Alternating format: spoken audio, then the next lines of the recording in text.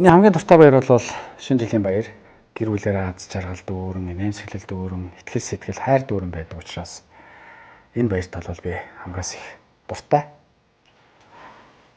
Өсгөл аймгийн хувьд бол аялал жуулчлалын маш том бүс. Балаар хамгийн баян ийм аймаг. Тийм учраас бид нар боловсруулах үйлдвэр цэгүүдийг бид ихээр байгуулалтаа гэж харж байгаа. Дахтын хотгорт бид нар томоохон гүүрүүдийг барих шаардлагатай байна.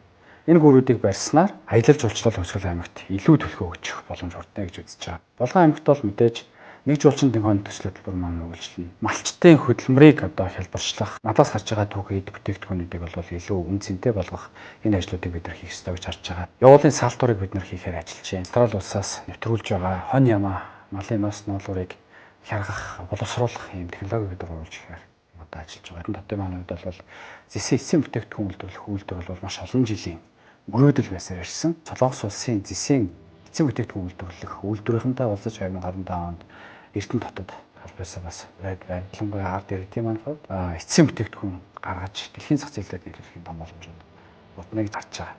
Мэдээж орон нутгийн хөгжил гэдэг бол та бүхний дэмжлэгээр явах ёстой. Тийм учраас 2025 онд бид хамтдаа хичээцгээе гэж та бүхэндээ уриалж байна. Та бүхэндээ 2025 онд аз жаргал, итгэл, сэтгэл, хайр дүүрэн байхын үлчит тээврэлийг өгдөгдөн өргөн дэвшүүлье. 2025 онд итгэл, хайр, сэтгэл, дүүрэн, аз жаргал, бэлгэж байхын өрөөлийг дэвшүүлэхийн албанд шинэ жилийн мэнд бид хоёрын зүгээс хүргэж байна. Шинэ оны мэнд Happy New Year.